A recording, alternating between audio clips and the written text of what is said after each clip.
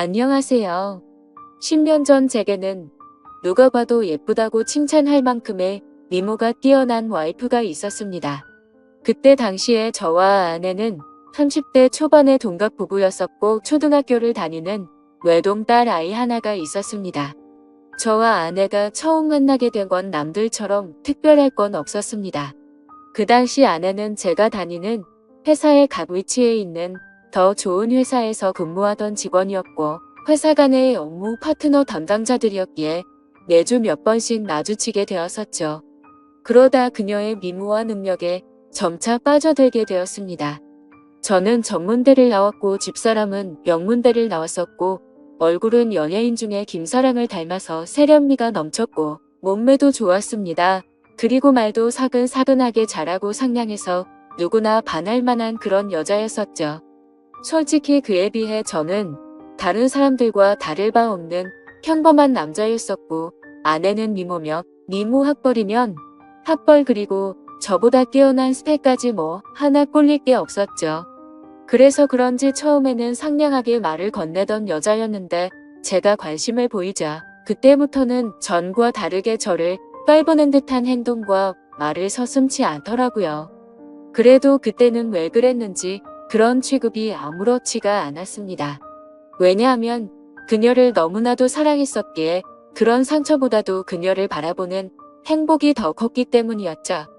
아무튼 저는 계속해서 관심을 표현하면서 선물 공세를 하기 시작했고 어느샌가 그녀도 제 마음을 알아줬는지 행동이 변하기 시작했던 시점이 있었습니다. 그런데 사실 그 행동조차도 저를 사랑해서 변했던 행동은 아니었더군요. 왜냐하면 훗날 결혼하고 나서 술을 마시다 아내가 제게 그때 있었던 사실을 술김에 말해줬기 때문입니다. 아내는 그때 당시에 같은 회사의 직원과 비밀 사내 연애를 하고 있었답니다. 그런데 갑자기 아내는 유배를 통보받았고 그 복수심에 저와 알콩달콩한 모습을 보이고 싶어서 그랬었다더군요. 그렇다면 제게 하는 행동을 그 자리에서 같이 볼 수 있었던 사람이었을 테고 누군지 짐작은 갔었습니다. 그때 같이 회의를 하던 사람은 아내의 팀장인 유부남과 여직원 1명, 그리고 남자 후배가 1명이 있었죠.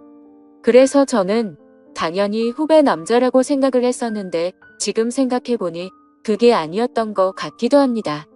아무튼 그때 당시에는 자세한 내막을 알지 못한 저는 그녀의 관심이 행복하기만 했었고 그녀도 저와 같은 마음이라고 확신이 들어서 고백을 하였고 연애를 시작하게 되었습니다. 하지만 저 혼자만의 일방적인 마음으로 시작한 연애는 힘든 시련들이 셀 수 없이 많았습니다. 그녀는 친구들과 술을 마시거나 회식을 하는 날이면 어김없이 연락 두절은 기본이었고 제가 상처를 받든 말든 남자 사람 친구와 둘이서 술을 마신다고 아무렇지 않게 말을 하더라고요. 이미 콩깍지가 제대로 씌워져서 아내의 잘못된 모습들을 모두 다 이해하고 넘어갔던 것 같습니다. 그러다 결국 제가 너무 큰 상처를 받게 되고 그녀와 이별을 선택하게 된 사연이 있습니다. 그때 당시 여자친구는 자주 술을 마시던 남자 사람 친구와 둘이서 여행을 간다고 하더군요. 여자친구는 그 친구와는 어릴 때부터 동성 친구처럼 지내는 사이라서 걱정할 거 없다고는 하는데 아무리 제가 여자친구를 좋아해서 쩔쩔매는 입장이라고 하더라도 이건 아니지 않나요? 그래서 그동안 참아오던 모든 게 터져버렸고 분노가 한번 시작하니 도저히 걷잡을 수 없었습니다. 저는 단도직입적으로 말했죠. 만약 그 남자와 둘이서 여행을 간다면 나와는 끝이라고 말이죠. 하지만 여자친구는 그러거나 말거나 관심도 없다는 듯이 네 마음대로 하라고 하고는 여행을 가버리더군요.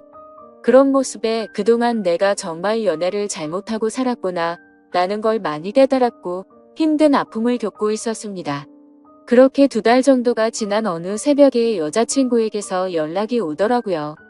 저는 제 나름대로 많은 정리를 했다고 생각을 했음에도 그녀의 번호로 전화가 오니 심장은 미친 듯이 두근거렸고 솔직히 말해서 기분이 나쁘지가 않고 반갑고 좋았었습니다. 곧바로 그녀의 전화를 받아보니 우는 목소리로 제게 사과를 하더군요. 그동안 자신에게 잘해주던 걸 너무 몰랐답니다.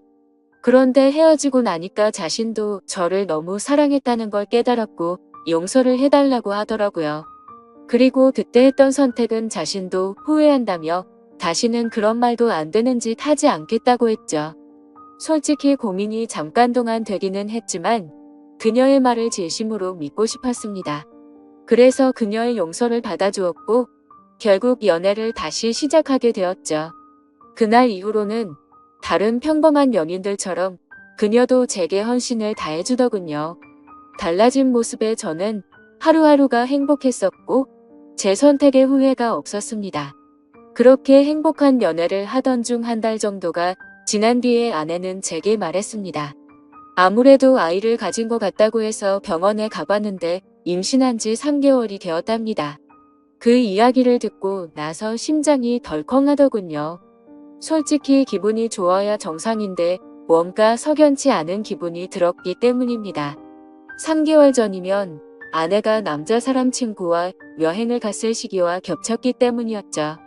그래서 저는 더 이상 의심하고 싶지도 않았고 직설적으로 물어봤습니다.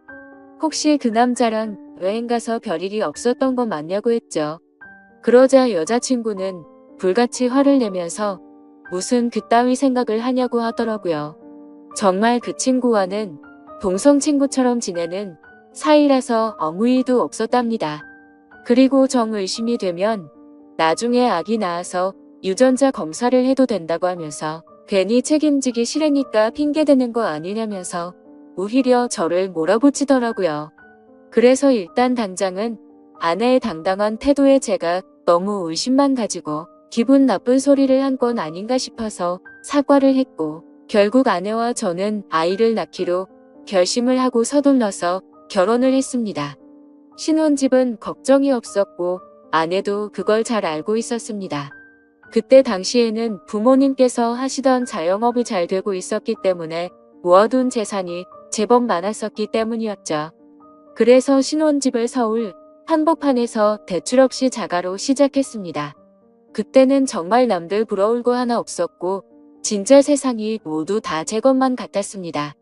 결혼을 하고 나서 집사람은 곧바로 다니던 회사를 그만두고 딸 아이를 출산하게 되었죠. 그리고 아내와의 합의하에 딸아이와 저의 유전자 검사를 해봤는데 제 친자식이 맞더라고요. 그래서 아내를 의심한 게 미안한 마음이 커서 그날 이후로 아내를 공주님처럼 모시면서 지내게 되었고 12년 동안 저희 부부는 남들 부럽지 않게 평범하고 행복하게 잘 지내고 살았습니다. 물론 그 생각은 지금 다시 생각해보면 저 혼자만의 착각이었던 것 같지만요. 아내가 연예인처럼 예쁘고 날씬하고 동네 주민들 누구에게나 상냥했었는데 이런 성격들이 어쩌면 다 불행의 시초였던 것 같습니다. 그때는 착하고 상냥한 성격이 마냥 좋다고 생각했는데 믿는 도끼에 발등 찍힌다는 말이 절실하게 생각나더군요. 아무튼 어느 날 옆집의 유명 배우처럼 생긴 데다가 근육질 몸매에 얼굴도 잘생긴 30대 정도의 이혼남이 이사를 오게 되었습니다. 아마도 그 시기부터 뭔가 모르게 평화로웠던 제 삶이 엉망진창으로 뒤엉켰던 것 같네요. 그 사람이 이사를 오고부터 복도에 담배 냄새가 많이 났었고 담배꽁초가 많이 버려져 있었습니다. 그걸 참다 못한 집사람이 그놈에게 주의를 준다고 하면서 란을 섞더니 그 남자에 대해서 나쁜 사람이 아니었다며 저보고도 오고 가며 친하게 지내라고 하더라고요. 솔직히 그때는 그냥 그런가 보다 정도였습니다. 하지만 아내는 저와 이야기를 할 때 자신도 모르게 매번 옆집 아저씨가 이랬다 저랬다 라고 하면서 언제부턴가 옆집에 사는 이혼남의 이야기를 과하다 싶을 정도로 많이 하더라고요. 그래서 제가 회사에 출근을 하고 나서 저렇게 많이 이야기를 나누는 건가 싶었습니다. 그렇다고 괜히 예전처럼 또다시 의심을 할 수도 없는 노릇이었고 혹시라도 찌질하게 보일까 봐서 일체의 잔소리를 삼가했습니다. 결혼 전에도 딸아이가 제 아이가 아니라고 의심했던 미안함이 너무 컸었기에 사랑하는 아내를 믿을 수밖에 없다고 생각을 했고 그때까지만 해도 다른 생각은 딱히 하지 못했습니다. 하지만 날이 가면 갈수록 아내의 행동에서도 많은 부분들이 달라지는 게 느껴지기 시작했죠. 언제부터인가 제가 퇴근을 하고 집에 들어오면 집사람이 집안에서도 화장을 진하게 하고 있다든지 평소와는 다르게 집에서 입는 반바지나 치마가 과하다 싶을 정도로 많이 짧아졌습니다. 제가 고지식해서 하는 생각이 아니라 그냥 누가 봐도 민망하다 싶을 정도로 너무 많이 드러냈었죠. 오죽하면 근처 슈퍼에 가서 담배를 사고 있을 때 슈퍼 아주머니가 그러더군요. 아이 엄마가 너무 노출이 심하다면서 요즘 동네 아줌마들 사이에서도 말들이 많다고 하더라고요. 하지만 과거에도 아내의 미모를 시기 질투해서 가끔 그런 이야기들이 오고 간 적이 있어서 대수롭지 않게 생각했고 집에서만 지내다 보니 아내가 많이 외로워졌나? 라는 생각까지 들더라고요. 그렇게 아내를 믿으면서 평소와 다름없이 지내던 어느 날이었습니다. 외근을 다녀오고 나서 평소보다 일찍 퇴근하고 집으로 들어갔는데 아내가 샤워를 하고 있더라고요. 그래서 아무 생각 없이 옷을 갈아입고 안방에서 TV를 보면서 쉬고 있으니 아내가 욕실에서 나오더군요. 그런데 생전 처음으로 보는 민망한 속옷 차림으로 나오더니 아내도 약간 놀라는 듯한 눈치였습니다. 아내는 오늘 무슨 일로 일찍 들어왔냐고 하면서 놀라는데 오늘 외근 갔다가 일찍 들어왔다고 말했고 처음 보는 속옷이라고 하니까 기분 전환 겸 샀다고 하더라고요. 그래서 그냥 그런가 보다 생각은 했지만 도저히 주부의 속옷으로 보기는 힘들었습니다. 그냥 기분이 찜찜했지만 그러려니 했고 일찍 마친 김에 같이 장이나 보러 가자고 하고서 아내와 같이 외출을 하게 되었죠. 그렇게 엘리베이터를 기다리고 있는데 옆집에 사는 이혼남도 때마침 문을 벌컥 열고 나오더군요. 그런데 약간 흠칫하는 듯한 모습이 이상하게 생각되었고 같이 엘리베이터를 탔는데도 뭔가 알 수 없는 묘한 기류가 느껴졌습니다. 평소에 친하게 지낸다던 아내와 이웃집 남자가 이야기도 잘 섞지 않았고 옆집 남자는 저와 인사를 하면서도 제 눈을 똑바로 쳐다보지를 못하더군요. 예전에도 이런 모습들이 보였기 때문에 단지 성격이 좀 소극적이거나 수줍음이 많은가 보다 생각했었고 그저 내성적인 사람이려니 생각했었습니다. 그런데 갑자기 저런 모습이 저에게만 그런 건가 싶은 생각이 들었죠. 그래서 마트를 가는 동안 아내에게 물어봤습니다. 옆집 남자랑 친하다면서 왜 어색하게 인사하냐고 했더니 몇 번 마주쳤는데 보면 볼수록 사람이 착하기는 한데 뭔가 어두운 느낌에 멀리했다고 하더군요. 그러면서 아파트 반상회에서도 아주머니들 사이에서 말이 많았다며 말을 이어갔습니다. 옆집 남자가 원래는 성격도 밝고 착한 사람이었는데 전 부인이 바람을 펴서 이혼을 하고 성격이 많이 변했답니다. 그래서 옆에서 지켜보면 매일같이 술만 마셔대고 담배도 엄청나게 많이 핀다고 하더라고요.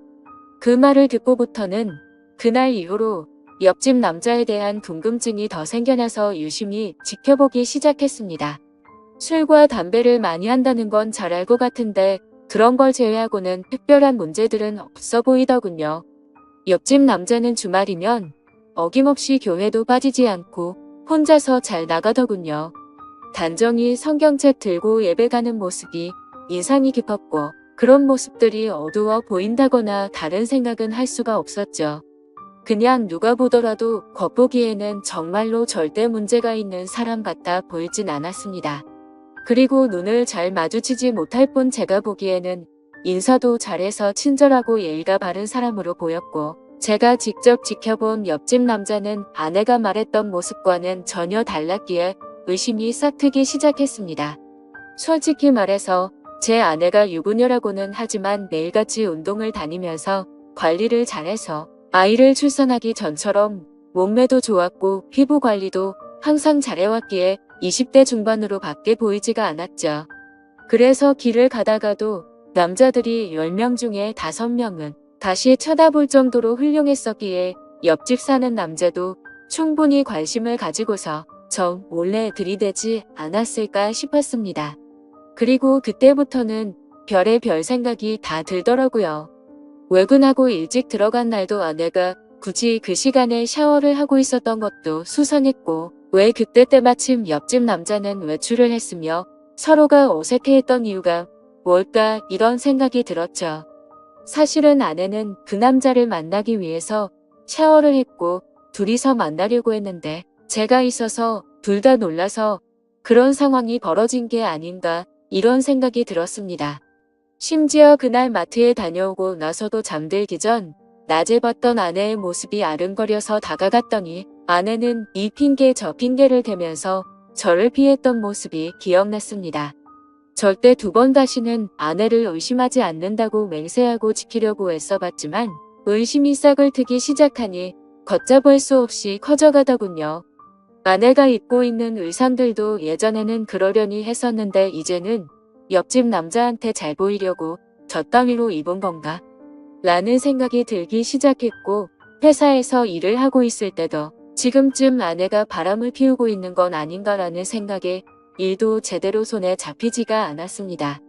하지만 뭔가 의심이 되긴 했지만 예전처럼 아무런 증거도 없이 따질 수도 없었고 솔직히 말해서 이 모든 일들이 제 추측을 뿐 결정적인 사건이 없었기에 제가 착각을 하는 거라고 위안을 삼았습니다. 심지어 일이 걷잡을 수 없이 터져버리고 나면 지금의 이 행복한 가정이 깨지지 않을까 걱정도 되더라고요. 오죽하면 만약 아내가 바람을 피운 게 맞다고 하더라도 살다 보면 집사람도 사람이니까 잠시 한눈을 팔 수도 있고 봄바람에 그러려니 하고 빨리 제자리로 돌아오기만을 바랄 정도였죠. 하지만 아무리 제 자신에게 주문을 걸듯이 편하게 생각하려고 해도 자꾸 이상한 기분은 지워지는 게 아니라 점점 더 커져갔고 더러운 기분은 머릿속을 떠나지를 않았습니다.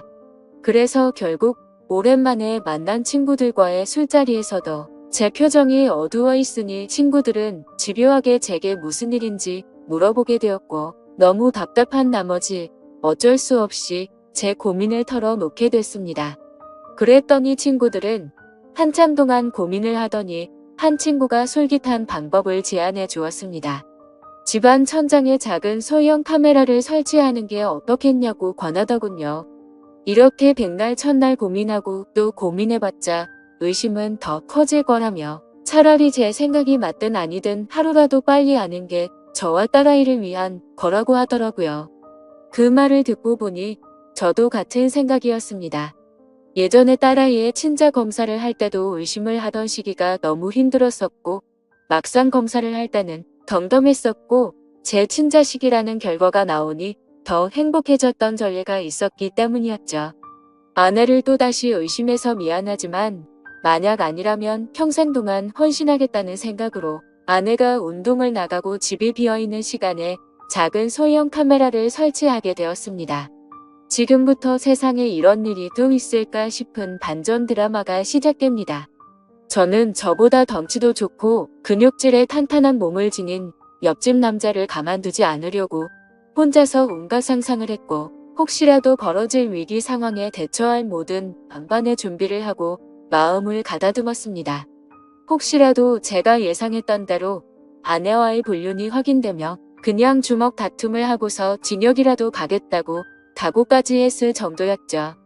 그렇게 저는 떨리는 마음을 진정시키면서 며칠 동안 매일 녹화된 비디오를 틀어보았습니다. 태어나서 처음으로 겪은 감정이었는데 정말 세상 지옥이 따로 없더군요. 저희 집으로 어떤 허우대 멀쩡한 남자가 우리 집에 들어오더군요. 그때부터는 설마 했던 마음이 확신으로 바뀌었고 손이 정신없이 떨렸습니다. 아무튼 집사람과 그 남자와 너무나도 자연스러워 보이더군요. 결국 최악의 상황들이 벌어졌고 제 믿음에 대한 대가는 배신으로 돌아오고 말았던 거죠. 그동안 왜 집사람이 그동안 그런 행동들과 지나친 의상들을 입었는지 그제서야 모든 이유를 알 것 같았습니다. 그러다가 남자가 카메라 쪽으로 뒤돌아 서게 되면서 그 정체를 알게 되었죠. 저는 당연히 옆집 남자겠거니 생각하면서 얼굴을 유심히 들여다보고 있는데 깜짝 놀라서 소리를 지를 뻔했습니다. 제가 예상하던 옆집 남자가 아니라 아랫집에 사는 제 딸아이의 친구 아빠더군요. 그 남자의 딸과 제 딸아이가 같은 학교를 다니는 친구라서 부모들끼리도 잘 알고 친한 사이였습니다. 그래서 그런지 이런 말도 안 되는 짓거리를 하고 있었다라는 게 너무 현실감도 없었고 이해도 되지 않더라고요. 아랫집 남자는 나이가 많고 얼굴도 못생겼을 뿐더러 고지식한 선비마냥 좀 자는 사람이었기에 정말 상상조차 못했었습니다. 그때부터는 도저히 제정신으로 버틸 수가 없겠더군요. 그 아랫집 남자는 외적으로나 다른 건 볼품이 없더라도 학력도 좋고 직장도 좋은 소위 엘리트라는 사람이었습니다. 그때 문득 그런 기억이 떠오르더군요. 언제 한번 그 집 부부랑 같이 식사를 하던 자리였는데 왠지 모르게 집사람이 평소와 다르게 잘 웃고 기분 좋게 보내더니 집에 돌아와서는 자기가 아래집 남자랑 코드가 잘 맞는다며 그런 헛소리를 주절거리더군요. 솔직히 제가 아랫집 남자를 무시했어서 그랬던 건지 그 말이 전혀 기분이 나쁘지 않았고 그냥 그런가 보다 하고 흘렸던 거죠. 지나고 나서 생각해보니 그때부터 이미 눈이 맞았던 걸 눈치챘어야 했던 건데 제가 너무 한심스럽고 원망스러웠습니다. 저는 너무 열이 받아서 지금까지 벌어진 모든 사실을 인터넷에 올려서 이것들을 온 천하에 알리고 싶었고 두 번 다시는 세상에 차마 얼굴도 못 들고 살게 만들고 싶었는데 차마 딸아이 때문에 도저히 그렇게는 못하겠더군요. 그러면 차라리 평생 죄책감을 갖고 살아갈 수 있게 내가 잘못되는 게 그게 최고의 복수겠거니 생각하고 옥상을 2번이나 올라갔다 내려왔다를 반복했지만 도저히 겁이 나고 용기가 나지 않아서 집으로 돌아왔습니다. 세상에서 가장 큰 분노가 생겼는데도 불구하고 어떤 복수를 하는 것조차 쉽지 않다라는 걸 처음으로 깨달았던 것 같네요. 결국에 어떻게 할지 한참 동안 고민을 하다가 집사람의 부모님에게 이 모든 사실을 알려야 했다고 생각을 했습니다. 곧바로 근처에 살고 있는 저희 누나에게 연락을 해서 저녁에 딸아이 좀 데려가서 맡아달라고 부탁을 했고 그날 저녁 장인어른과 장모님을 저희 집으로 모셔왔습니다. 갑작스러운 상황에 무슨 일인지 물어보셨지만 제 어두운 표정과 침묵의 낌새를 느끼셨는지 조용히 저를 따라와 주시더군요. 그리고서는 집에 도착해서 지금까지 벌어진 일에 대해서 말씀드릴 게 있다고 했고 빠짐없이 전부 설명을 해줬습니다. 만약 두 분께서 원하신다면 증거 영상도 있으니 원하시면 보여드린다고 말씀을 드렸죠. 그러자 두 분은 서로 대화를 나누셨고 보고 싶다고 하시더라고요. 그래서 저는 아무 말 없이 녹화된 영상을 들어드렸습니다. 장인어른과 장모님은 결혼 전부터 연애 시절에도 저를 굉장히 싫어했었고 엄청난 무시를 하던 분들입니다. 물론 당신네들 딸이 좋은 대학교 나와서 좋은 회사를 다니고 있는데 제가 성에 찰 수는 없었겠죠. 하지만 차마 입에 올릴 수 없는 말까지 서슴지 않게 하면서 무시하던 장인과 장모였는데 표정이 정말 가관이더라고요. 영상을 보시던 장모님은 울음을 터뜨려 버렸고 장인어른은 아무 말 없이 줄담배만 피우더군요. 그렇게 이야기를 마치고 난 뒤에 장인 장모는 집으로 가셨고 몇 시간 뒤 집사람이 정신 나간 사람처럼 문을 열고 들어와서는 문이 부서지듯이 문을 닫고서는 들어오더군요. 아내는 지금 제정신이냐고 적반하장으로 나왔습니다. 네가 뭔데 나에게 있던 일을 자기 부모에게 말도 없이 말했냐며 욕을 하기 시작하더라고요. 그냥 이혼하면 쉽게 끝날 문제인데 이를 왜 키우냐고 하면서 이혼하자고 발악을 하면서 대들더군요. 그 모습을 보니 너무나도 허탈했고 슬퍼서 오히려 제가 눈물이 다 났습니다. 저에게 미안하다고 한마디만 했었더라도 많은 게 달라졌을지도 모릅니다. 차라리 거짓말이라도 하면서 울고불고 빌었더라면 다시는 안 그러겠다고 매달렸다면 아마도 저는 용서했을지도 모릅니다.